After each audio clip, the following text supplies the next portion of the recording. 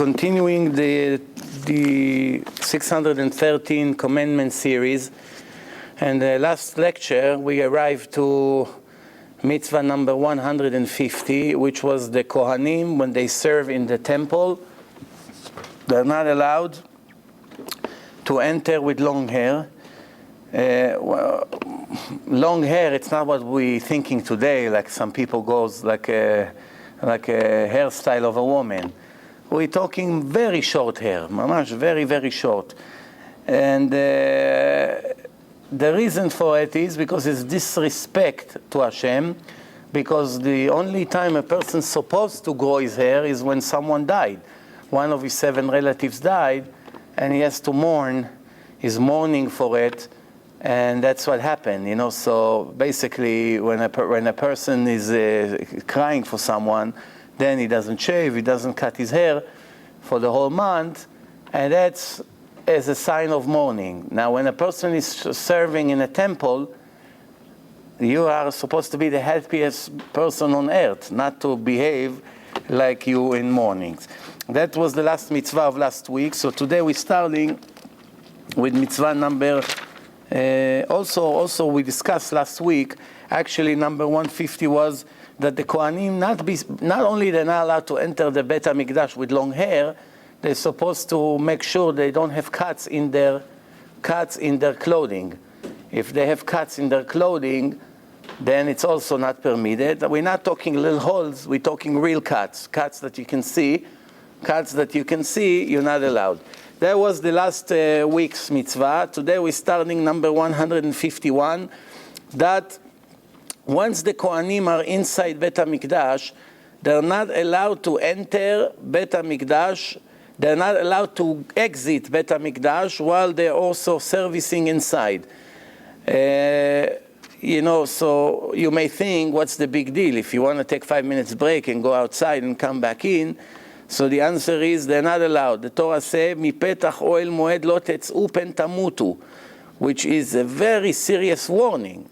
How many times the Torah warned, if you do that, you're going to die? Besides Chilul Shabbos, or other, you know, there's a list of very serious sins. Over here, the Torah gives a direct warning that if a Kohen leaves the servicing inside Beit HaMikdash in the middle and go out, like today, he needs to make a phone call. 5 minutes he goes out. That's already a life risk for him.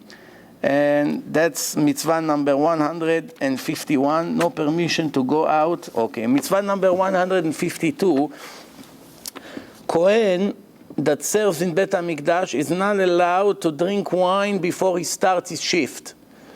If he comes in drunk, now you have to remember that the wine of 2,000 or 3,000 years ago is nothing like what you think. The wine today you buy in a store, 12%, 14% alcohol, you already drink 1 glass and you feel a little bit dizzy.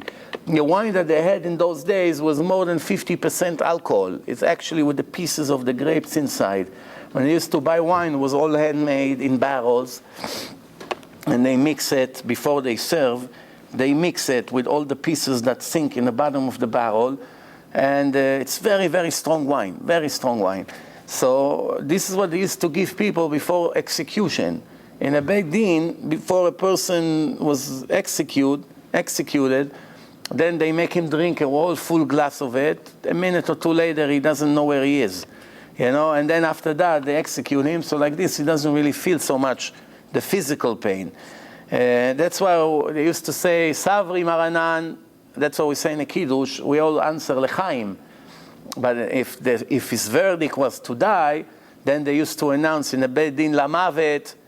So what's Savri Marana? What's the Beit Din decision? What's the rabbi's decision? What's his verdict?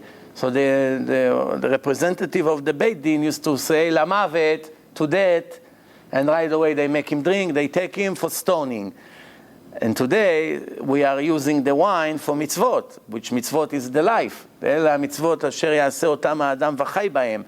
is the mitzvot that a person will do, and it gives life. So we say l'chaim, the opposite of what it used to be, just to give us an idea that the wine was very, very strong. If a Kohen drink a little wine, he feels it. It's like driving drunk. But over here, even though driving could be life and death, over here it's much, much higher than life and death. Remember, there are things in life that is much higher than life and death, even though life is very important in the eyes of Hashem. But servicing in Bet HaMikdash, when the entire nation of Israel's fortune is depend on your behaving, it's much more, it's much bigger responsibility. So they're not allowed to enter shtuim, drunk. Also, to teach. They're not allowed to teach while they're drunk. V'yain v'shechar al tesh. And then it continued the pasuk bevoachem, and then it says, you know, if a person drank revi'it wine, which means 86 grams of wine, which is about 3 ounces, something like that, 3 ounces, that's all, 3.2 ounces. It's really nothing. It's a very small cup, smaller than an average kiddush cup.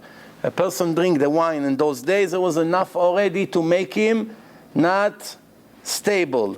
So this is the minimum amount that we are talking here. If he tasted a little bit, it's no problem. It's not a violation. Once he drank Revit in one shot, Revit, if you drink any strong wine, if you drink it slowly, a little sip and a little one, it's very difficult to get drunk. If you drink it in one shot, right away it goes into the blood, it goes into the brain, and it makes the person drunk. Mitzvah number 153. To check the signs in the animal, and when a person wants to eat an animal, the Torah gave 2 signs. Same thing with the fish, same thing with the animals. You need to see 2 signs in the body of the animal. One sign is that it chews cud, reprocess the food. It comes out of the stomach, and then it chew again, and swallow again, and vomit, etc. That's a whole cycle. And the second sign is that they have split hoofs, that the legs, like a horse, have hoofs, but it's not cut. It's all complete round. Over here it's cut. And that's a sign that this is a kosher animal. 2 signs you need. So before you even touch this animal, before you slaughter it, you want to eat it, first thing you have 2 external signs. You see if the animal chews cud, if the animal has split hoofs. Yeah, now you can, you know, slaughter it, etc. But if it doesn't have one of these 2 signs, then it's not qualified to be slaughtered. Also, you know, we know the Torah taught us that every animal that is chews cud doesn't have teeth in the top cheek, you know, in the inside of the top of the mouth. And every animal in the world that chews cud, automatically, if the animal chews cud, the animal also has split hooves. Besides the camel, that it has the hooves. No, they have the chews cud, but doesn't have the split hooves. It has hooves, but not split. So the Torah said there are 4 animals that are exceptional: the rabbit, the hare, the camel, and the pig, which has one of the 2 signs. We know there are 2 million different species in the world, and the Torah specifies 4 exceptional, 4 out of 2 million that we know, which shows you complete control in nature. That's one of the signs that we use, that the Torah could never be written by a person. So this was mitzvah number 153. Mitzvah number 154, not to eat any impure animal, which means, for instance, the pig, the rabbit, horse, any of those animals that are not kosher. The Torah warned for a Jew not to eat from them. Usually, the animals that the Torah gave us permission to eat, usually, are all animals that surrender easily when you attack them. Which means if you attack a cow, the cow cannot resist you. What the cow can do? It can try to run maybe a little bit, but that's it. The sheep, same thing. But it's not an attacker. None of the kosher animals are murderers. None of them, like eagle or lion or leopard, all these attacking animals that are murdering for their life, none of them is kosher. All the animals are surrendering. Now, even an ox, which is may be able to attack with his horns, he only attacks when he goes crazy, not normally. Can have 1,000,000 oxes, 1 out of 1,000,000 attack if something happened to him. That's why the Gemara says, and if it happened to you, if you own an ox, and once in a blue moon it happens that your ox attacked another animal or attacked a person or whatever, if it killed another ox, then you have to pay automatically a penalty, but it's reduced by 50%. It's 50% discount from Hashem. Why? Because there was no way for you to predict such a thing. If you own a lion and your lion killed another animal, you must pay from the first time right away 100%. There's no discount. Why? Every fool knows, yeah, I own a lion, I might as well put him behind bar. But if I have an ox, it's not natural that the ox attack. I can have thousands of oxes, and maybe once a year one of them will go crazy. And first and second time, even second time he hit, he'll still pay half a price. Only from the third time in on, then you're paying full price because, hey, now it's the third time already, there's no more excuses. You know this one is crazy. Sometimes if a crazy person did something, now you're finding out that he may be crazy. Second time that he did it, now you know for sure it's crazy. But first time, you're still giving him the benefits of the doubt. It could be that he's not crazy. Same thing with the animal. So even an ox is really surrender animal. Yeah. Is there any issue if an ox kills either a person or another animal? Is there any kashrut issue? Like after it kills them? Of course, if the animal killed a person, has to be put to death. And once the Beit Din sentenced this ox to death, there's no permission to eat from him or to of the benefits in any way from him. Even if the owner wants to be a wise guy, he knows that the Beit Din sent someone to collect his animal and bring it to execution, and he said, let's be smart. I have a party tonight. Let's slaughter him quickly. We make hundreds of steaks. And when they come and say, where is your ox? We sentenced him yesterday to death. We came to take him.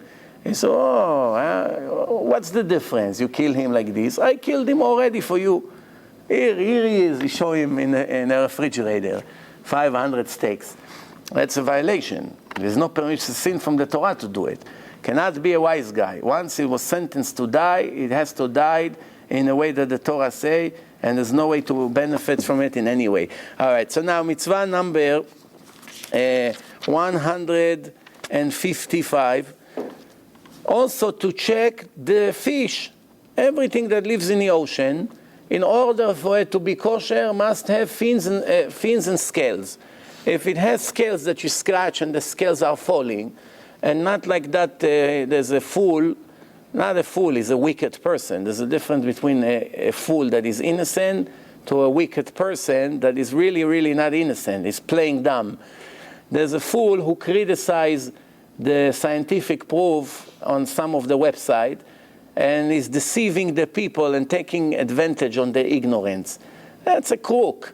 What does he do? He took my proof that I show in my movie Torah and Science about the fish and the scales, and he caught me. He showed a part of the video that I say everything that has fins and scales, the Torah permitted to eat, it's kosher. And then I said from the oral Torah, it's a promise that everything that has scales must have fins. And then he shows a snake that supposedly has scales and doesn't have fins. And he say, here, look at the snake. Show us some snake in the desert. And so you see, look at his skin. He has scales, but he doesn't have fins. But the fool cut one word out of the video that I say especially that we are talking about things who lives in the water, not live in a desert or anywhere else. And plus, everybody knows the Torah, Rashi, everyone say, what does it mean scales? Not scales that are part of the skin. That's the nature of the skin, that looks like scales. We are talking scales that when you scratch the fish, those scales are falling off. Take a carp from the lake that you catch, scratch them, you see all of them falling. They look like dimes, little ones, round ones, clear a little bit, white clear. They fall off. This is what the Torah meant. If you have this kind of scales, and if you have fins, then it's kosher. What are you showing me a snake? Well, I don't know that snakes, their skin looks like scales. So what are you trying to say? So this is just to show you that when you have nothing legit against the Torah, you begin with your tricks. Why? Maybe it's going to work. And believe it or not, sometimes it does work. It catches some people. All right, anyway, so we are not talking only fish here. We're talking everything who lives in the water, everything. Which means if we really find one day a snake that have these scales like a fish, that you scratch and they fall off, and it doesn't have fins, that will be the first mistake in the Torah. Because the Torah, the oral Torah promise, everything that have these scales must have fins. I created all of them, I know. And also we have to remember that when the Torah was written,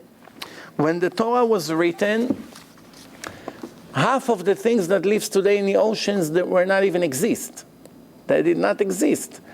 Because every day there's new species are recreated in the world. You know, kind A and B merge, and they get mixed. And new things is just invented, naturally, artificially, sometimes by the scientists, but this is it. And the Torah promised that if, you never find something like this, so this is the two signs. Therefore, that's why if a Jew finds something in the ocean, and he never saw it before, and he's hungry now, and he sees that it has scales, even though if it may be cut, maybe the shark bit from that fish, and you only see half of it. What do you see? You see the head, but you don't see the fins, because the shark swallow it. So you only see half of the fish, but you see scales, so you can eat it, even though you don't see the second witness. Why? Because if you see scales, the oral Torah promise, you have scales, for sure you have fins. That's definitely a divine proof. Anyway, we move on. So mitzvah number 156, not to eat a fish that doesn't have one of these two signs, which makes it a non-kosher fish. You're not allowed to eat from it, and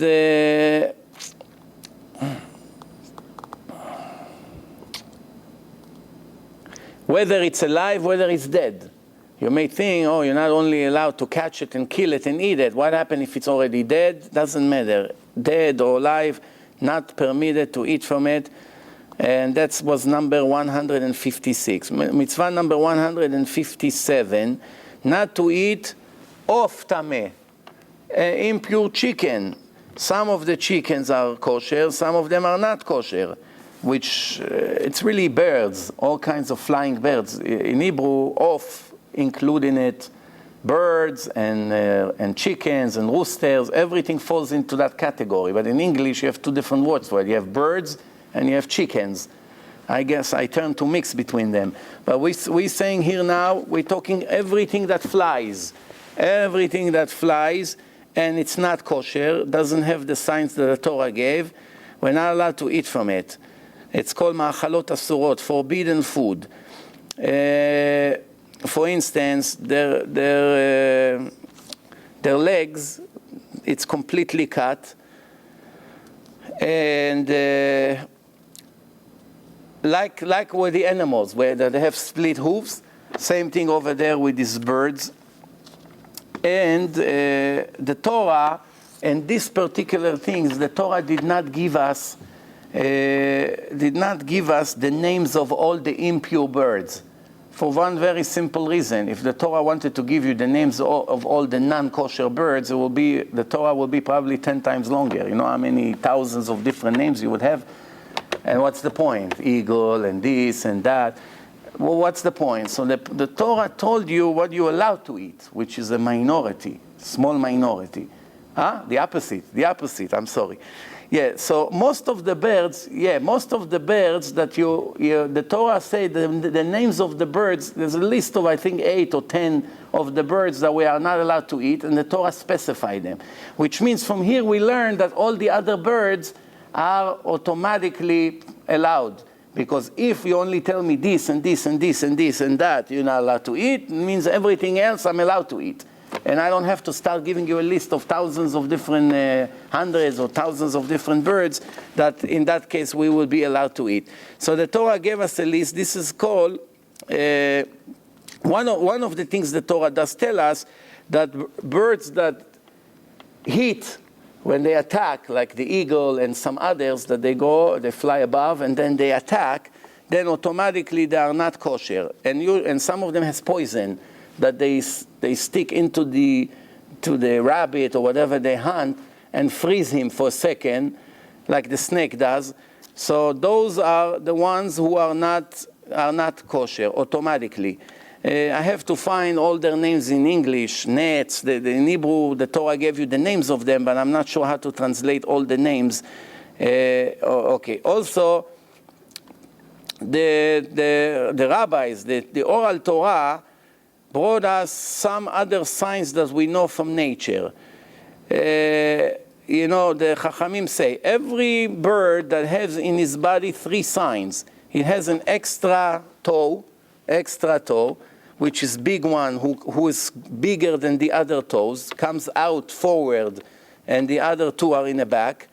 And there's a place called Zefek, that is a white place in the end of the veshet, in the pipe from the mouth that connects down towards the stomach, and also a place where the food gets digested. It's called Kurukevan. It's a place that is where the bird that eats, that's where he ground the food that he just ate, right?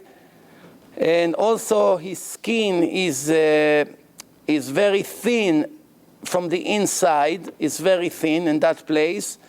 And so if you have these signs from that, then you know that this bird is kosher. This is like signs of the kosher things. But again, like I said, the Torah already told you the birds that are not kosher, which in that case, all the other ones should be fine. Okay, now there's mitzvah number 158. Also, the grasshoppers. You may be surprised who eats grasshoppers. In Yemen, it's just like sushi in the United States. When you go to a Yemenite restaurant in Yemen, say, what's on the menu today? What's your special? They say, we have about 60 different grasshoppers. Which one you want? How do they do it? They fry it in a pan like French fries. Right? I know some Yemenite Jews from the old generation that they used to eat it. And they say it tastes exactly like French fries. Crunchy, they used to eat it. But not all of them are kosher. There's many different kinds, right? So I give you an example. There are 8 of them are kosher. All the other ones are not kosher. Which one the 8 that are kosher according to the Torah? One called Chagav. The other one called Dovnit. One called Chargol, the 3rd one. The 4th one, Artsuvia. The 5th one is Arbe. That's what Hashem sent in Egypt, Arbe. Then the 6th one, it's called Tziporet Kramim. And the 7th one, Salam. And the 8th one, Yochana Yerushalmit. The Jerusalem Yochana. That's the name of it. So it's very similar to the one called Salam. Someone who's an expert can tell to check which one is what. You need to be an expert to know to tell the difference, because the differences between the kosher grasshoppers to the non-kosher is very, very minor differences, right? Someone who has tradition, like I said, the Yemenites, for 2,000 years, father taught his son, with this we allowed to eat, this one we're not allowed to eat. So they can check. They know how to check. But we, in some more civilized country, Baruch Hashem, we have food that is a little bit better. What do we need to eat grasshoppers, right? So nobody really eats here. So we don't eat it. So in the United States, really no religious Jew know to tell the differences between the kosher and non-kosher grasshoppers. Same thing even in Israel, Europe, you don't find it. But the Yemenites, they know how to do it. That's, by the way, one of the reasons we don't eat giraffe. Giraffe, it's kosher. One giraffe, it's enough for the whole wedding. There's a lot what to eat. And also fat body and that. But the problem is, imagine a scenario that the shochet is standing on a ladder trying to slaughter the neck of the giraffe, and the giraffe is moving. It's a life risk. Nobody wanted to mess with this. Yeah, of course, you can make him surrender and make him fall on the floor. You hold his head down, and then you slaughter the neck. That's how they do anyway with the sheep. The sheep doesn't stand like this and say, hey, cut my throat. The sheep is fighting, so you put the head down. Giraffe, it's much harder to put down. He moves his leg. Really, you need 20 people to hold him down. Plus, because it wasn't convenient to do it, for the last 2,000 years, nobody really slaughtered giraffes. So even today, if we want to slaughter giraffe, we don't really know how. We don't know where in the neck is the place where we have to cut. You see, there's places in between, there's exact place where the knife has to go. If you don't know exactly where, so that's called, we lost the tradition, the Mesorah. That's how it was transferred. We know by the cow because we did it every day for thousands of years. We know by the sheep, even by the deer we know. Even though it's hard to catch the deer, but wealthy people, they go to Manhattan and they eat deer. They pay $300 on a plate, but they eat deer. The Goyim goes to upstate New York. They have some days in the year, they hunt the deers. But they kill it with a gun. They kill it with a gun. They eat it. It's called nevela. A Jew is not allowed to eat anything that was killed by a gun. So, this is what I say. So the grasshoppers, someone who has the tradition, he can eat it. Someone who already for hundreds of years did not mess with that, it's already too late. Mitzvah number 159, it's mitzvah of the impurity of the 8 different animals that crawl on the floor. There's a list of 8 animals that are impure, and when they dead, they have special impurity. It's called Shmona Shratzim, 8 different. What's their name? For instance, their name is Achbar, the mouse, and the turtle. They walk on the floor, and they're always down on the ground. They don't fly or anything like this. They don't jump, So the Torah gave a list of 8 of them. When they die, there is a special impurity. If you touch them, they transfer this impurity. And whether they're male, whether it's female, it's not. This is a restriction from the Torah. Mitzvah number 160. It's impurity of food. Food, we have kosher food and we have non-kosher food. But that's not what we're talking here about. It can be a kosher food that became impure by a touch of another person. Person who touched it made the food automatically impure. It has this impurity spirit on it. And obviously, something like this, when you want to enter it to Bet HaMikdash, is not allowed, or to eat it to the Kohen, or things like this, it's not allowed. So in general, today, almost all the food that we eat is impure. For instance, like let's say if a person, he touched a dead body or something, and right after that he touched the food, or the food touched a dead mouse or something like that. All kinds of things that it transfer impurity. Almost every person today is tmemet because we drive over highways or we go to cemeteries and things like that, so automatically we are impure. We don't have the ashes of the red cow and certain impurities that we have, we live with that. And so, for instance, we don't have today the Bet HaMikdash. In the times of Bet HaMikdash, you used to have a special ram for the Kohanim. Here you're allowed to walk, here you're not allowed to walk. And they used to bury the bodies out of Yerushalayim. And things like this that we don't have today. The world is completely different. So all of that, also how the food, once the food is connected to the ground, like vegetables, as long as it's connected to the ground, it doesn't accept any impurity because it's still connected to the ground. But after it was cut from the thing, right? After it was cut and something impure touched it, then it received the tum'ah. Also, it needs to be wet before. It first got wet and then something impure touched it, which means in that case it's forbidden. But like I said, today we don't have so much nafkamina in it because we live in a different lifestyle than it used to be in the time of the Bet HaMikdash and the times of 2,000 years ago. Now, mitzvah number 161 is the impurity of a dead animal, right? For instance, the Torah says, "V'chi yamut mina be'ema asher yilachem le'ochla." An animal that was supposed to eat, and he died. Like I said before, when you shot a deer, this is called nevela now. We have no permission to eat it. Even the Muslims don't eat it. Animals who were stabbed, or electrocuted, or shot, or thrown from a mountain, or hit by a car, any kinds of death like this, or died from a sickness, those is called all nevela, forbidden to eat. We gotta give it to the dogs to eat.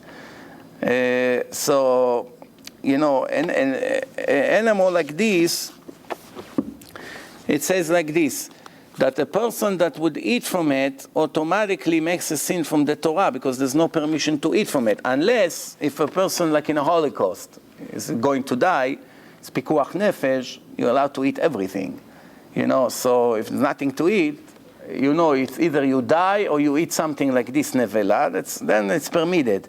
Not only it's permitted, it's an obligation to do it, because a person has no permission to say, oh, I'm going to make this mitzvah, but I'm going to die, which means I'm going to listen to Hashem, I won't eat anything that it's nevela, I die. There's no permission to die for it.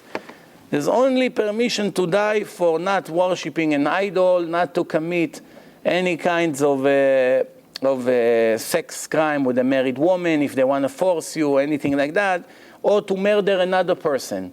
If you do that, then if they want you to do it, if not we kill you, you have to die. You're not allowed to agree. But anything else, you have to do it, which means even this nevela, you're also allowed to eat it when your life is in risk, but other than that, no permission to eat it ever. So I mean, all this, what the Christians eat, they eat all these nevelot, for a Jew is a very big sin. Cannot eat from it.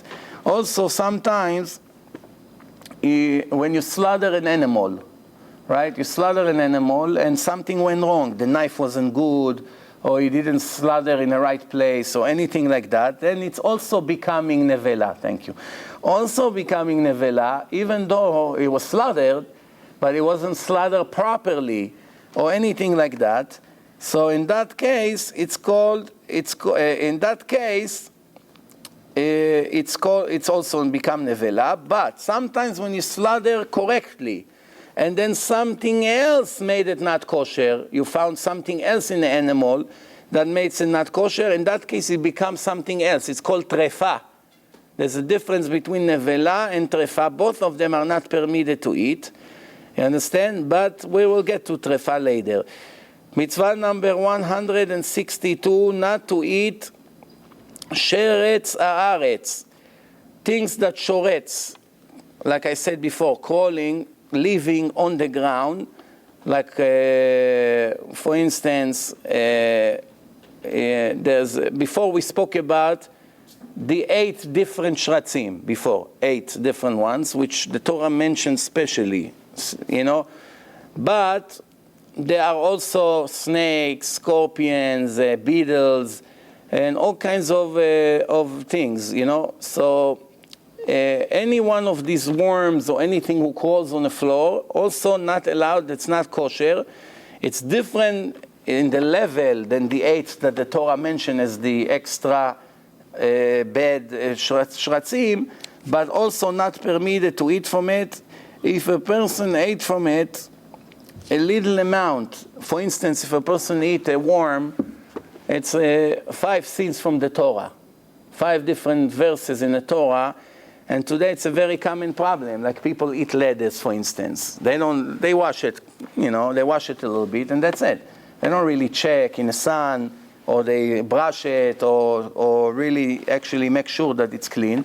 And sometimes in one piece of lettuce that they serve you in a restaurant with your toast can be 100 different worms there. Very, very small, very, very difficult to see them in a dark room. You sit in a dark restaurant in the evening, they serve you dinner, you're eating the lettuce, imagine now, 100 times worms, it's 500 steaks of porks and one piece of lettuce. If they give you one bite from a pork, you'll never agree. They give you, here, take $1,000, take a bite from the pork. What, you crazy? I'm a Jew, I'm religious, you're insulting me. A minute later, he had this lettuce or broccoli, and it could be 500 worms or 100 worms or 1,000 worms, depend how good they clean it. And now, people who count on the rabbi that is in charge of the kashrut in this restaurant to check each leaf carefully, you're a little bit over-optimistic, because even a righteous rabbi who does it after, who knows, 10, 20 years that he works in this job, eventually is tired of checking carefully and checking the sun. They do whatever they can, and they miss some, and if you eat it, it's a big problem. Okay, so mitzvah number 163, not to eat the shratzim, the small ones, the small shratzim shenoladim bazraim ubaperot. Now I'm going to explain what it means. Some of the shratzim, when the fruit is still connected to the ground, like it's on the tree, it's connected to the ground, and even though, this kind of shratzim, this kind of little worms are created while the fruit is still connected to the ground, or in the actual seeds that you put in the ground and they begin to grow inside. Sometimes they created inside. And what happened now, from the time they came out from the fruit and now they crawl on the floor, then they're not permitted anymore. You understand? So in that case, if a person eat from them, also make a sin from the Torah, which is, for instance, little worms that, for instance, in a date, in palm trees, they have dates.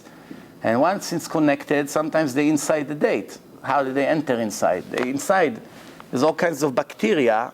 There's one very famous philosophical argument in the Torah. What is created first? The rotten inside the fruit or the worms? Because the Torah says, "Vayarom tolaim vayivash." The Torah, Hashem said to the Jews, don't leave man for tomorrow. The man is falling every day, bread is falling from heaven. And Hashem said to the Jews, trust me, you'll have enough what to eat tomorrow. Eat today what I gave you, tomorrow it's a new day, don't leave, don't save. Some of them didn't trust Hashem. They worry, maybe tomorrow it won't be. Let's prepare our future. So they left some man on the side. And what happened is, when they got up in the morning, they saw that it's full of worms. The Torah said, "Vayarom tolaim vayivash." There were worms in it, and then it started to smell, and it became rotten. So really, according to the way it's written in the Torah, what came first? First there was worms, and then it was rotten. All the scientists through the generations, they say, here is a mistake in the Torah. What comes first? First the worms, or first it becomes rotten? First it becomes rotten, and then you begin to see the worms. There was a very big dilemma for the rabbis, how to explain the answer to this question. It's a very strong question. But if Hashem wrote it in the Torah, he knows what he's doing, no? Then when they invented the microscope, when they look inside, you see actually the worms before it becomes rotten. What makes it rotten? The worms. But you couldn't see the worms. They're so microscopic. They're so small. No matter how close you get, you just cannot see them. But with a microscope, you see hundreds of them. But they're too small. Come in a week, you begin to see them. Now you begin to smell also. You understand? Because they created this rotten smell. But they were there all the time. Just people couldn't see it. So they had a question about the Torah. How can it be a mistake? No mistake. Hashem said that first the worms came. He sends the worms to the man or to the lettuce or anything else. And then it becomes rotten. And this is really the truth. There are very common cases when we eat beans and all kinds of things, or seeds that the Israeli like a lot of seeds, sunflower seeds. If they're not so fresh, if they're fresh, you have once in a while a spoiled one, and you can see inside it's. But if they're not fresh, oh wow, it can be 1 out of 10 that has. But much serious. You can eat a bunch of them, I don't know, 1 ounce of them, it can make who knows how many sins. You understand? So a person has to be very careful. Worms technically can be in anything, even in jalapeno spicy pepper, which a person cannot tolerate, even cutting it by a knife is begin to cry. But you can find worms in it, and in onions, and in garlic, in things that you will never imagine. They are everywhere. You got to be very careful. That was number 163. Now we have mitzvah number 164.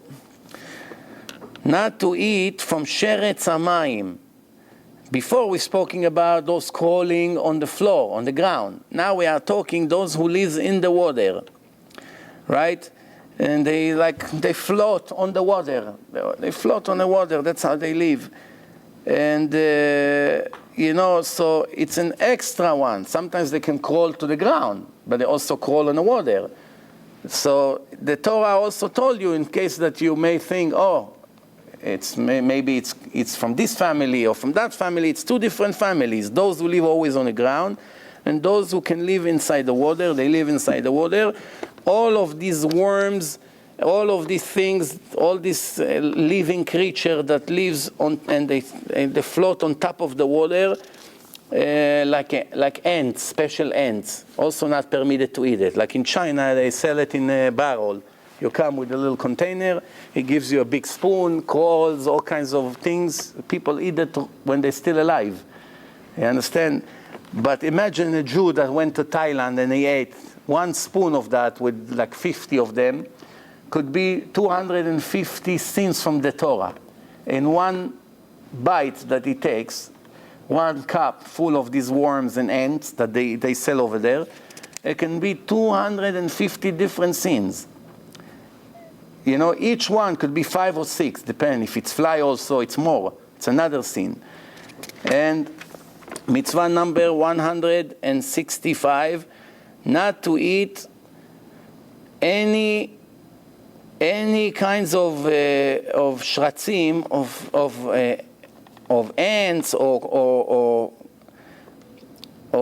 anything that crawl on the floor that is created from ipush, which means there's no male and female.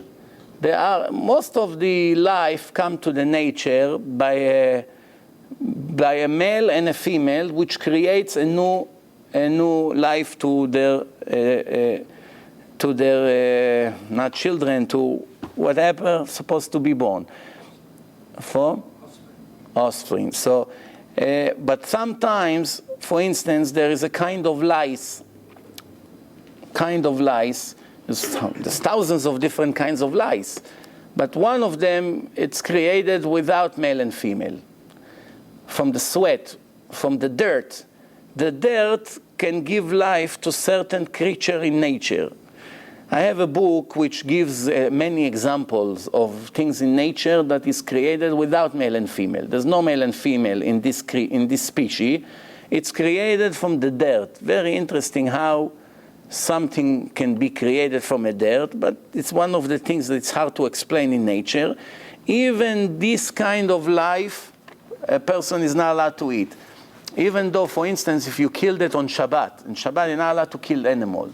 Any animal you kill, that this animal was created by a male and a female, you just violated one of the 39 restrictions in the Torah, and if you did it on purpose, you subject yourself to an execution. But what happens if you kill one of these lice? Remember, some of the lice has male and female.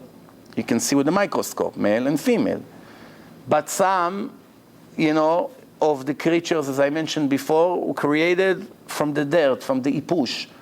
And what in that case? In that case, if you kill that on Shabbat, the court cannot execute you. Why? Because when the Torah say not to kill life, is life who was created by male and female. Which means it was created in a different way, then you're not guilty from the Torah. It's still a sin from the sages, from the Rabbanan. But for instance, if a person kills such a thing, on Shabbat, it's not a violation, one of the 39 restrictions of the Torah, which is very interesting. Of course, he brings here many names of all kinds of things and examples. We don't have time to go into it. Mitzvah number 166, the impurity of a woman who gave birth. A woman that gives birth automatically receives impurity. So, for instance, when she gives birth to a baby boy, right, she is impure for 1 week. And when she gave birth to a female, she is impure for 2 weeks automatically. As the Torah say, Isha ki tazriya ve'yalda zachar, woman became pregnant, and then she gave birth to a male, ve'tam'a shivat yamim, and she automatically became, after the giving birth, impure for 7 days. Ve'gomer ve'im nekeva teled, ve'tam'a shvo'aim. If she gave birth to female, she is impure for 2 weeks automatically. Right? In that case, you know, all the laws of impurity are applying to this woman when it's a boy for 1 week. And now we are not talking here about a woman that has, she gave birth and she cannot be with her husband for a month or 2 months. This is a separate issue here. As long as she sees blood from her womb, she's nida. It can be a month, it can be more, depend. Why Hashem made the woman continue to bleed after giving birth? Because the wound inside is all wounded. All the blood cells are all broken. And it takes time to heal after giving birth. When the wound was used, it's basically bruised. You need about a month and so or more for it to heal. That's why when a woman gives birth, she's forbidden for her husband as long as she's bleeding, because it's also the way of Hashem to protect the health of the woman. By the Goyim, she just gave birth. Tomorrow night already she goes back home, and who knows what it can create, all kinds of problems in the future. But even many Goyim listen to their doctors. The doctors, regardless of religion, they also tell a woman, stay at least a month, you know, because you need to recover, etc., etc. This is a separate issue. We are talking now an impurity of actual giving birth, for the actual giving birth. Even when there's no blood, for instance, if we can imagine a scenario there was no blood, automatically a week for a boy, 2 weeks for a female. Then we have mitzvah number 167. A person that is impure cannot eat from the kodashim, the sacrifices who come. You know, a person that is now tameh, he himself touched something he wasn't supposed to, is not allowed to eat while he's impure. Kodashim, this means that it's after it brought to Bet HaMikdash, and it's dedicated to Bet HaMikdash to be slaughtered by the Kohen, and it has holiness in it. If it has holiness in it, and you, a person that is impure, eating from it, it's one of the 36 restrictions in the Torah that's subject to a karet penalty. Karet, if you don't remember, is when Hashem says, "V'nichreta nefesh ha'im Yisrael," I'm cutting that soul from the next world. This means this person, chas v'shalom, has no continuation. After he died, the soul gets cut. This is one of the restrictions. Eating this, today, like I said, today we don't know. You're impure, you're not pure. There's no Bet HaMikdash. Half of the laws of the Torah are not relevant to this time. When the Bet HaMikdash will be rebuilt, everything comes back right into reality. You have no idea how the life is completely going to change. Completely. Where you can walk, how you can eat, what you can do, what you cannot do, everything. Nobody will dare, well, you know, today a person make a sin. No, I made a sin. There's no Bet HaMikdash. Hopefully Hashem won't make me lose $300 for the goat that I was supposed to bring, for the sheep. But when the Bet HaMikdash there, every little mistake on Shabbat costs you right away. You got to do it. There's Bet HaMikdash. There's no excuses. Sometimes it can happen to you 10 times in one Shabbat. One mistake here, one mistake there, one mistake there. In the 10 hours that you up on Shabbat, It can already cost you thousands of dollars just to be able to erase your not intentional sins. But the good news is that if Bet HaMikdash will be built in our days, hopefully, that it will be different than the first and the second. Why? Well, the first and the second, people made sins, because the test is still running.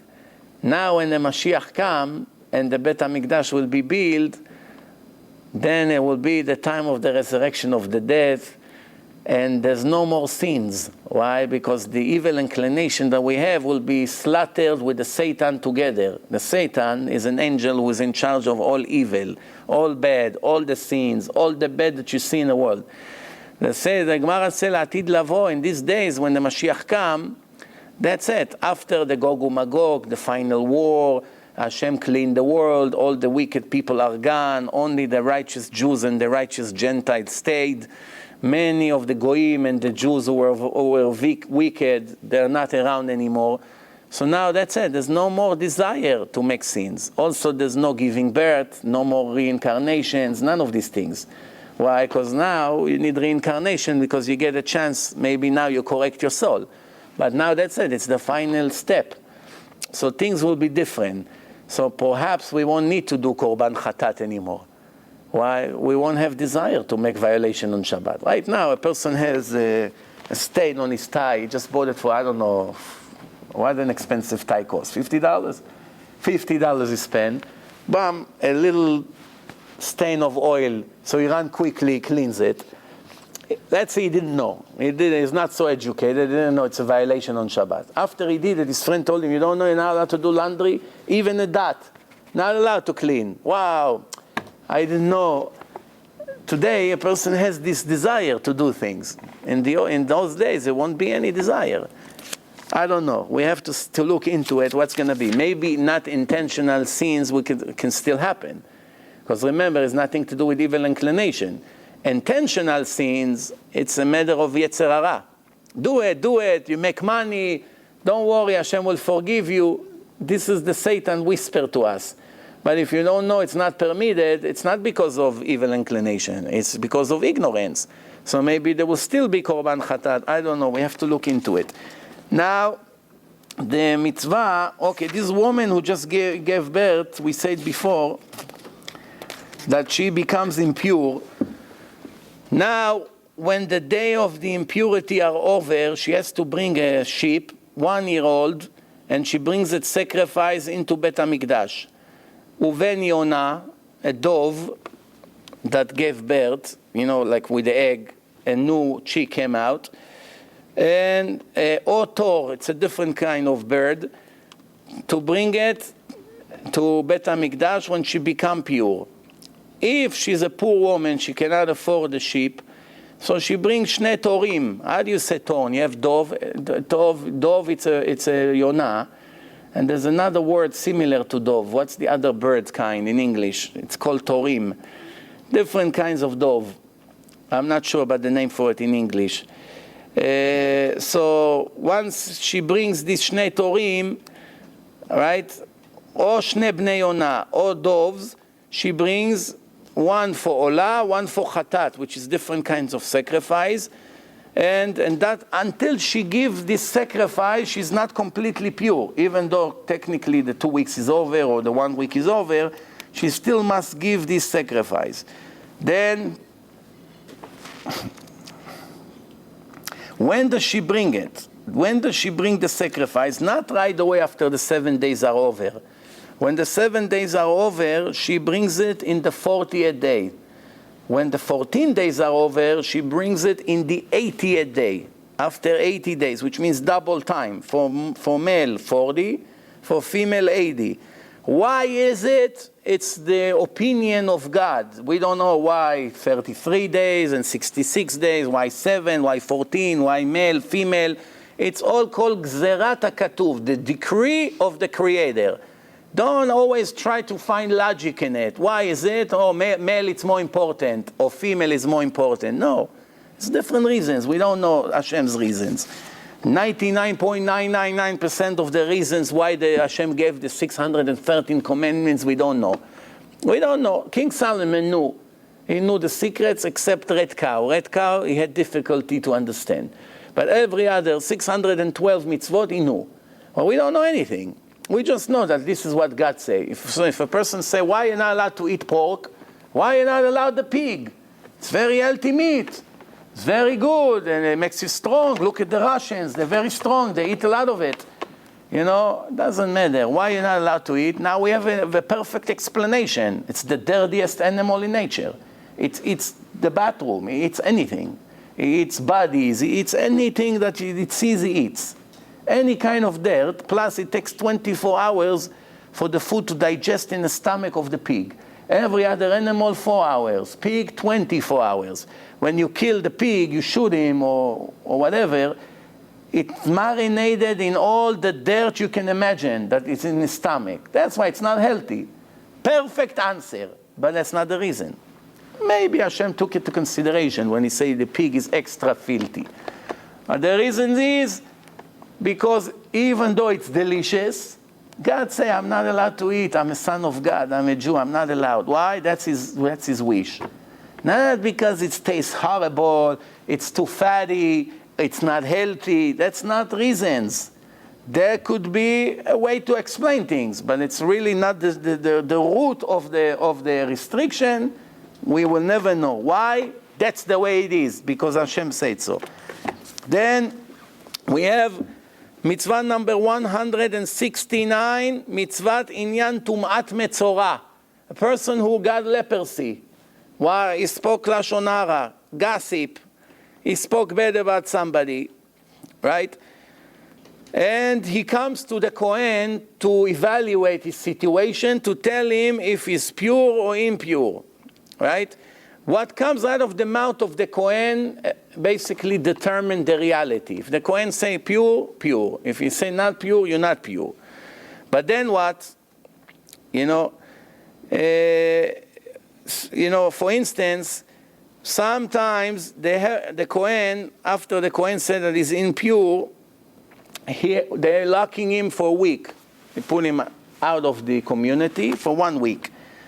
It's called Hesger, which is actually measure for measure. You wanted to make another person isolated by speaking bad against him. You want all his friends to leave him. What's the reason you go to all his friends and tell him the juicy news? Because you want to create a fight between them. You don't want him to have friends. So that's what you want to do to your friend. That's what they do to you. They put you a week and everybody looks at you in a cage. You're in a different place, not a cage, but you're isolated from the place. Big embarrassment. I think if it would happen to me, I would never return. I'll stay there forever. Imagine the embarrassment. Hey, you come from the war, everyone clap, the soldiers came back from Vietnam. They put you in a place like this. So it's just like coming out of jail, They come, the media taking pictures. Look at the politician, he comes out of jail. Big embarrassment. So after he comes back, on top of the embarrassment, they have to shave his entire hair from his body. Everything, eyebrows, his hair, head, everything. Not one hair left in his body. And then he goes into the pure water. This whole process, how a person becomes. And on top of everything, he has to bring a sacrifice. It's called korban tum'at metzora. Now, so we see that in order for an impure person, a woman who gave birth, or a person who has leprosy, and different other examples, one of the requirements is to bring a sacrifice. Today, like I said, we don't have Bet HaMikdash, and plus we don't have the merit that they had in their days. 3,000 years ago, a person spoke Lashon Hara, Hashem gave him a warning in his clothes. He saw some stains and in the wall in the house, and then if he didn't get the point, he comes on his body. Today, people speak Lashon Hara every second of their life sometimes, and no leprosy. Why? We don't have the merit to see a clear miracle like they had. Same thing, we don't have bread falling from heaven. We have to run to 47th Street and try to sell some gold. Maybe we'll make a living. Traffic, aggravation, cheating, customer, aggravation, this, no? A lot of headache. Then there in the desert, you go like this. Shop, catch the popcorn that fell from Hashem, and you eat it, and you imagine any flavor you want, and that's what you taste. Now you're in a mood of steak, you take it, you eat it, exactly like steak. And still they complain. We missed Egypt. We had watermelons and this. I don't understand. If they have any flavor they want, why they complain? Because when a person eats, there's two kinds of pleasure. It's the actual flavor and the actual pleasure of chewing. The chewing is a separate kind of pleasure. Crunchy, for instance. If it's not crunchy, people don't eat. Even it tastes the same. But they like the feeling of crunchy food. Not too crunchy, right? But people like it. Sometimes it's too soft, so people don't like. Mushy, they don't like. Some people do like, depend. So actually, actual chewing, it's a separate pleasure. They complain, where is the days in Egypt that we were eating these, zucchinis, and all kinds of things. So, mitzvah number 170. Once the person has all kinds of leprosy in his skin. One of the things, it's called netek, stains on the skin. If hair grows in it, there's no permission to shave that hair. You shave around, but not the actual hair that it's on that stain. This stain called netek. ואת שיער הנתק, the Torah says, ואת הנתק לא יגלח. Right? So if someone does it, it's a violation from the Torah. Again, all this, I always say to people, just from all these laws that you see that don't make any sense to us, who cares if the hair is around the stain or inside? If it's around, fine, it's on the body. But if it's in this white spot on the skin, if there's hair in it, then he has no permission to shave it. Well, what's the secrets here? We'll never know. When Mashiach comes, we'll know the secrets, but we don't really know. But that's a proof that this Torah is divine. No person would make such laws. What did he get by that? What person can, excuse me, look, I brought you Torah. Well, no, what's the logic? Explain. He doesn't know. Then mitzvah number 171. Mitzvah הנהגת המצורע וכל מטמאי אדם בקריאה ופרימה. Okay, now let's try to explain this. It says like this. A person that had leprosy, right? So his clothing, it's prumim. How do you say parum in English? That's a hard one. Like shredding. It gets shredded, and his head, usually it's nice, the hair, and it's covered, so it's all become like wild, that you messed up his hair. And what is it like? Like a person who mourned for his father's death or something like that. So his hair becomes long and messy, right? And he doesn't, and his clothes is ripped, because he ripped his clothes, and it's dirty, and he doesn't take shower. Everybody knows this person is in Evel, Avlut, mourning. Same thing like in Tisha B'Av. You don't take a shower, you sit on the floor, and all these things. So a person who's Metzorah is in the same status now. They rip his clothes, and Rosho Yeh Parua, and it's like they inform themselves, I'm in isolation right now, right? And so the mitzvah of the Torah that everyone that is becoming Metzorah, right? Or every person who became tameh, impure by touching a dead body, right? Or a person that was with his wife when she's in her period, that, all these it's serious violations.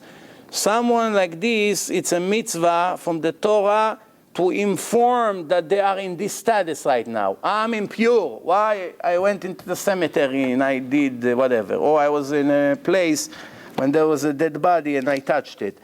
Whatever. So in that case, this was mitzvah number 171. Mitzvah number 172. It's the stains that I spoke before. When a person has leprosy, sometimes it comes on the clothes, right? So now he looks at his outfit, and he see the outfit has all kinds of stains on it, right? The Torah says, "Ve'abeged ki yeh bo nega," and the clothing that have stains on it, nega, right? That's called leprosy on the clothing. Why the leprosy comes to the clothing? The clothing didn't speak gossip. The person spoke gossip. But it comes to the clothing as a warning to a person, you are next. This is a warning. Why it comes to your outfit and not to somebody else's outfit? Because you have a financial damage. The rule is, whenever God wants to punish a person in his body, he gives him first a warning in his property, something that he owns. But if this person is a thief, which means everything he has, his house, his car, it's from stolen money that he cheat and trick his customer and sell fake merchandise, who knows what, or rob the bank, whatever. And now he lives comfortable life, supposedly. But if you really check, he worth, $2 million, but he stole $5 million. So really this $2 million right now that he has is really not his money. It belongs to Yitzchak, to Avram, to John, to Chris, to all these people who are victimized by this crook. So now when God wants to give him a warning before he goes on his body and make him paralyzed or make him, broken bones or whatever, there's really nothing to touch because it's not his. So this kind of, the thieves are liable to get hurt much faster and much more severe than people who, what they have, it's really theirs. Because there's nothing to warn you with. One of the ways Hashem likes to do it, he doesn't want to punish a person right away. He wants to give him first a warning. And the warning was in his house, in the walls of his house, or in his outfit. So now we're talking now, mitzvah number 172, that there is stains on the outfit. Nega, right? And they become impure. Some of them has to be also isolated, the clothes. Some of them must be torn and burned. Some of them need laundry in a mikveh, in natural, like same thing like you do to the body of a person, you have to do to his clothes. You put the clothes inside pure water in a lake, and you purify them. All these laws who applies to the nega in the clothing, right? Then it's mitzvah number 172. One more thing, that we should know that these stains, these negaim in the clothing, they only come on wool clothing and on linen. If you have a linen outfit or a wool, together it's not allowed for a Jew, wool and linen together. So you either have wool or 100% linen, which is fancy. Linen is like more fancy. And the size of them is kegris, like a little bean. Once it's from that side, if it's a dot, it really could be nothing. But if it already has a sign like a grease, it's a little bean and bigger, then you know it's a sign from Shamayim and you have to take all the necessary step. Also, there are 3 signs in them: green, red, and Pesion. How do I explain this word in English? It's like light green. Green, strong, and light one. Like the wings of the peacock. The wings, that's the kind of color. And,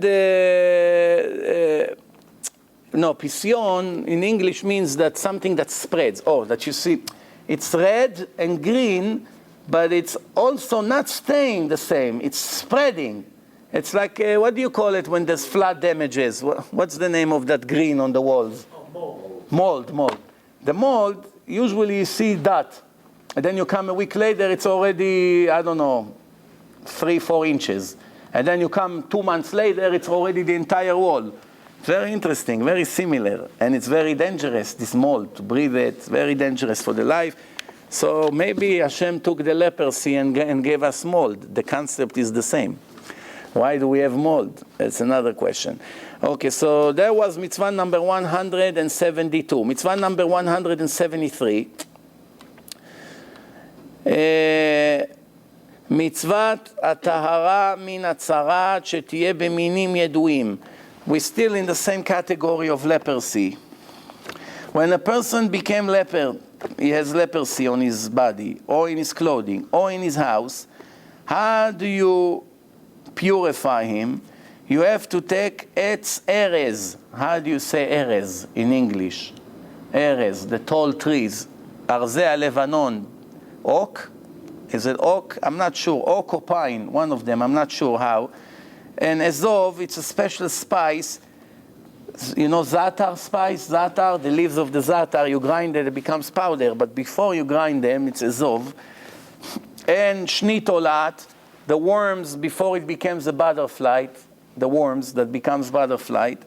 And 2 birds and spring water. All these ingredients, and the Torah told you how you purify a person that had leprosy either on himself, on his clothing, or in his body, right? And 1 bird you make it fly, 1 bird you slaughter. This whole process that the Torah describes how to do it, that's called Torah HaMetzorah, the instruction of the person who got leprosy. I don't have time to explain the whole thing. It will take me a long time. But just for us to understand that you mix these things, you slaughter the bird, 1 bird you make it fly, and that's how the person, besides all the other things that I mentioned before, he gets out of the status of having tzarat. Mitzvah number 174. As I said it before, it's one of the 613 mitzvot is when a person arrived to the 7th day of his leprosy. Now what do? Now he's supposed to come out of his jail. He's isolated. So in the 7th day, the Torah say his hair must be shaved, right? And basically, who the Torah say to shave their head? One, a person that after a week of his leprosy, and a monk, a Nazir, person who made himself a Nazir, Nazirut, right?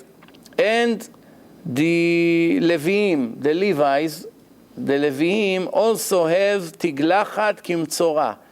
But this was in the time of the desert, as the Torah ordered it. So now we are not talking about the other 2. We're talking now about the person that has Tiglachat in the 7 days. One of the ways to become pure is to shave this entire skin from the hair. Mitzvah number 175, that every person that is impure, he has to dip his entire body inside the mikveh. Mikveh, it's the name of water who gathered into a place naturally. Not by a pump, or not that you went with barrel and brought water and put in your swimming pool, or with a faucet that gets water from the town tower or whatever, right? Every water who gather into a hole, which means if you bought a new set of plates for Passover, first thing you have to do, if you bought it from a goy, you have to get rid of the impurity of the goy that owned it. And the only way to do it is to dip it in natural water, in a hole, in a spring water. So what happens if you're lazy? Let's say you bought, I don't know, set for 30 people who comes to you. It's 5 plates each, it's 150 plates. It's pots, it's silverware. Oh, it's like you have to fill up your van. So what happened? What happened if you have a pool in your backyard with a little jacuzzi? You know, like sometimes next to the pool they have a little hole inside. You cannot use it. Why? Because the water over there, you filled it up with a faucet, with a hose. Well, what happened if you took all the water out, the place is now clean, no water, and today it's massive amount of rain. And the rain went there naturally and filled it up. Natural water. So this is a hole in the ground.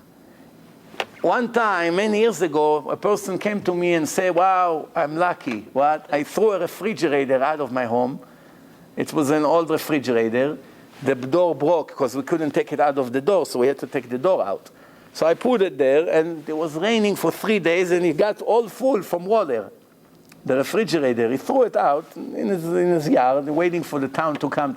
Now, since it got full, he said, I'm going to dip all my plates inside. I told him, no. It's receiving tum'ah, because it's portable. Something that is integral in the ground does not receive tum'ah anymore. So if it's integral in the ground, if you cement it, cement something inside the ground, now it receives natural water, then it can be used as a mikveh. So this is the meaning of the word mikveh. You know, so, because how do they make the mikveh in our towns? It's not a lake there, and it's not spring water. Sometimes it can be spring water, water that comes from very deep in the ground, if you have a well. But usually it's the rain who falls, and the rain automatically gathers and comes into the hole, into the pool that you have. Then you can have a mikveh in your house, right? So that means if you have a jacuzzi in your house, it doesn't make you pure. It makes you clean, but it doesn't make you pure. Unless if the jacuzzi is in the basement, is in the ground, right? Like you have a separate room for it's in the ground, and you make an arrangement that rainwater goes into that jacuzzi and filled it up. Once it got 40 se'ah is 5,760 eggs. Take an egg, imagine the amount of egg in water. So let's see if you have a cup like this, right? How many eggs will fill up this cup? 4? 3, 4? So it's almost 6,000 eggs. So if you have 4, you have about 1,500 cups like this. This is what would be a minimal amount to fill up a mikveh. Why 40 se'ah? 40 se'ah, it's the size. Why? Because that's the size of an average body of a person. Not too tall, not too short, an average size. In order for a person to be covered completely with the water, there's enough room inside that hole to cover me completely when I'm going in, minimum 40 se'ah. Everything above that you can add with your faucet. You can add. Why? When you already have 40 se'ah, that's the kosher amount of water that you need for a mikveh. Now, every drop of water or bottles that you spill in automatically become pure by going in, mixing with it. You understand? So that's why it's not so difficult. You can make your whole pool mikveh, really, if you know how to do it. You just wait until X amount of rain fall in. And once X amount of rain fall in, you can always add more. But there's all kinds of laws. I'm not an expert in it. There's hundreds of different laws how to do it, how not to do it. There's sometimes arguments. Some mikveh, there's a question about it, if they did it properly or not. There's a lot to learn. So how did we get into that? Because every person that is impure has a mitzvah to dip in natural water his entire body, right? And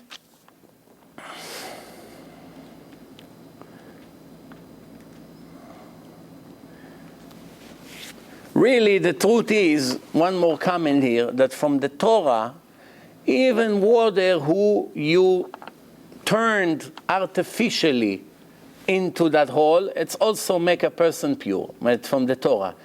But Chachamim gazru al mayim she'uvim, water that came with a pump or any kinds of way that you brought the water to there, you interfere with the movement of the water, then the Chachamim made a decree that it will be pasul, right? But technically, now what we're speaking about is a person in the old days when he was tameh. One of the ways to become pure was to go inside. What happened if he's a tmeh met? He touched the dead body. It's not enough. You need the water to be splashed on him from the red cow, if there is red cow. It doesn't have to be red cow in this generation. It's good it was 100 years ago. They keep the water. After they slaughter the red cow, and they burn it, and the ashes they mix with the water from the Shiloach. There's a special spring water in Shiloach in Yerushalayim, special pool of water. If they have it now, right, this water can be always kept. You can always add more water and keep it for the next generation, as long as you have it, and you know for sure it's water from the red cow, you can use it. Because not every generation you have a red cow. In history, you had only 9 red cows. And we know that there will be one last one. Should be 10 altogether. 9 already is gone from the world. The last one is for the third temple. But what happens if there's going to be red cow? They're going to make tons of water and spread it in reliable families. Keep this water. We may need it. Why? Because this is the only water who can purify a person, a Kohen, Almost every Kohen in the world is impure now. It's enough he drives on a highway and he goes above a grave of a Jew, and that's enough. It could be a Jew from who knows how many years ago. He went over his grave, or he walked somewhere in the mountains and there's a grave there. You don't know. It could be from who knows when. So you become tameh. And from that time on, the only way to become pure is to get this water from the red cow mixed with the ashes. With the water from the shiloach mixed with the ashes of the red cow. Mitzvah number 176. I'll try to get to 180 today and we'll finish. Mitzvah number 176. The korban, the sacrifice of the metzorah, of the person that has leprosy, when he become cured, no more leprosy. I mentioned that before. I gave you before the entire process. Now I'm breaking it into steps. One of them, every one of them, it's a separate mitzvah from the 613. The sacrifice, the mikveh, shaving the hair, each one. So the leprosy alone is 5-6 mitzvot. Person who had okay. So that's number 176. Mitzvah number 177. What happened if the house became impure? As I mentioned before, the walls. Now the walls have leprosy on the walls, right? And so the entire house now is impure, right? Everything walks into this house, Misha nichnas labayit betameh, right? The Torah says, "Ve'abay labayit itma." Everyone who entered that house automatically become impure, right? Some of it needs also, if it's a metaltelim, portable items, it needs to be isolated also, like the person. Some of them must be broken, or they peel the walls. They break the walls. By the way, when the Jews came to Israel and they started to have some leprosy in the house, when they were shaving the walls and breaking them, they found all the treasures of the Goyim, the Knaanim, they used to live there, they used to hide it inside the walls. So it's interesting, because even when Hashem punishes a person has to be clever to see where the light in the punishment. There is a punishment, but in every punishment you already have like a potential to start something new. You know, if a person really pay attention to the details. Mitzvah number 178. A person, it's called Zav. A person that has this impurity, you know, when I'm trying to find the proper word in English, we know that a person, when he's able to be with his wife and bring kids, so he has seeds, and the seeds also bring impurity to a person. After he goes, in the old days, Ezra Sofer made a decree that everyone who was with his wife has to go now to the mikveh and purify himself. Then later it was very difficult for the community, because it's not like today, you have mikveh around the block. You go in, it's heated, you sit inside, it's like a sauna. All day they have to go, the snakes, scorpions, you go in, you have to go in a place. It's not so simple. You have to go, find a place, it's in public, open, take your clothes off. It's not so simple. So the people, was too difficult for them and they didn't do it. And then over the years, people stopped doing it. But there are many people today, every time they had relation with their wife, right away after that they go right away to the mikveh, because they know the impurity of it. Now this is this impurity of seed. Something is worse. The same thing, that's something that called zav. We don't have it in our days. Today, woman that she's zava, it's very difficult in these days to tell the difference between woman she's zava or nida. I don't think there's any chacham in the world that can tell the difference. Also, the laws is different. The impurity blood, the nida blood is different, and the zava different. The actual, if it's for sure zava, or if it's a doubt, there's so many laws applies in it. But also it can happen to a man. And if it happens to a man, right, ki yezav, right, is automatically become impure, right? So if he's impure and he makes other people also impure, right? So a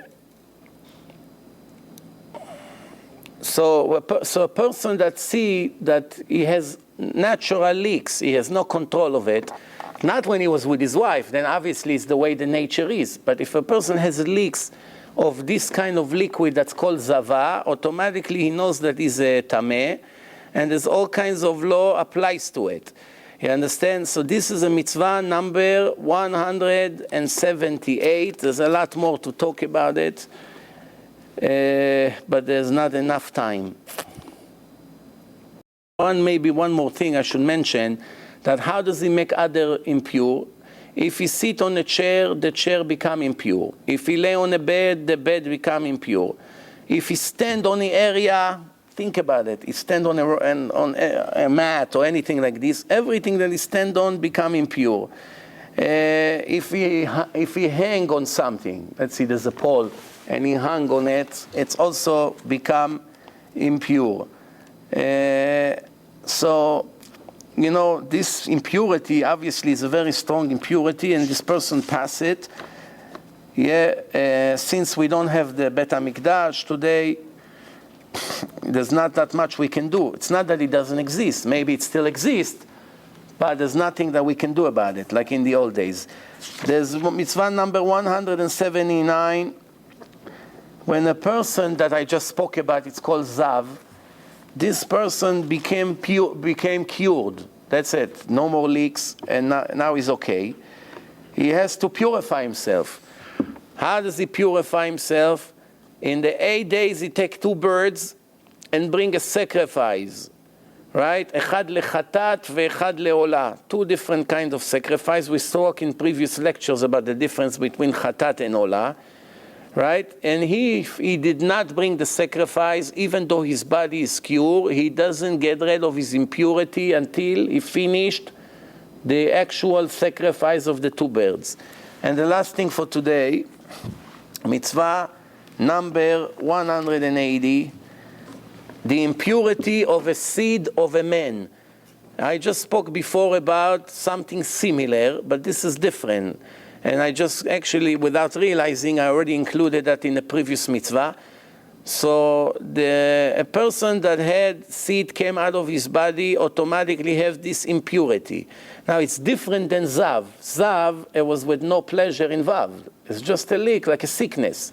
Over here, it happens, it comes with pleasure involved, so there's desire for it. A person with his free choice made the sin. So it's different kinds of actual impurity. And even one little drop, even when the person did not plan it, it happened to him accidentally while he was sleeping or any other way, right? Any kinds of things like this makes the person impure.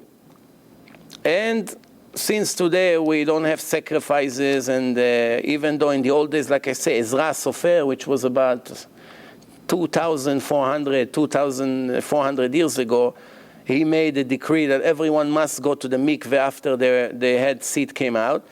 But today we don't have it. There's nothing we can do. There's no Bet HaMikdash to do today. So, but a person should know one thing. If we already mentioned it, we should know that the Rambam writes a list of sicknesses who comes to the body when a person wastes too much seed. Now, if a person is with his wife, it's not considered wasting because it's a mitzvah. But the point is that if a person does it for pleasure as one of his desires, he should know that there's a list of problems who comes to his life because of it. One is smells from his underarm, much stronger. Second, his hair become weak, more weak than before, the roots. Third, his teeth become weak. When you look you touch the teeth, they're not connected strong to the gums as the other ones. It makes the person tired all the time. It's like a feeling of an allergy. The eyes is more tired, and he has no energy in his body to do anything. Falls asleep a lot. It takes away his energy, and definitely it's not a recommended thing like some of the psychologists, which are really psycho. Some of them giving advices to people to use it as a kind of relaxation. No, that's not what the Torah says. But also Hashem, with his mercy and brilliance, he wanted people to enjoy it, for them to be able to be interested to have kids. if there was no pleasure involved between man and a woman, almost nobody would be born. Why? Especially in the old days. Well, today it's very difficult to raise children, very expensive. They spit in your face, they're ungrateful to you, they're giving you nightmare. There's so much you have to worry about them. And then in the end, they kick you and they leave their house and they don't remember your name, bichlal. You understand? As long as they get their money and what they need. Pay for my phone, pay for this, pay for that. We see. In the old days, there was different kind of problem. No kids have the nerve to be rude to their parents or to be ungrateful. A father was like the second God in a house. Yeah, but still, I was involved with lots of worry about teaching them Torah, raising them in a proper way in times of hunger. There's no food in the world. All wars, they take them to the army, all kinds of reason, enough reason not to want to have kids. So Hashem, with his brilliance, knew that there will be times in the world that nobody would want kids. If there's no pleasure involved, just nobody would be born. Few generations, nobody is born, nothing. Why? Nobody wants. Who wants kids now? I cannot feed myself, cannot get a piece of bread for the whole week to survive. I need another 3-4 kids to run to try to get a piece of bread to feed them. So he got pleasure involved. And many of the people born accidentally. Accidentally. Why? This is it. But one thing you should know, that to run after that is not good. Same thing, not to eat too much. Person stuff his stomach. Choke his stomach. The stomach is like a muscle.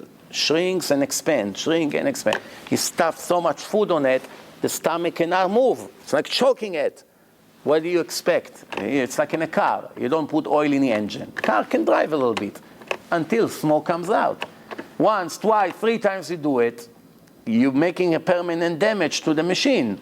Same thing over here. That's why you always have to leave 1/3 of the stomach empty. 2/3, that's the maximum you can be full. There's a list. I have a whole lecture about health according to the Torah. There's a lot to be said. Baruch Hashem, we did 30 mitzvot today, which is good.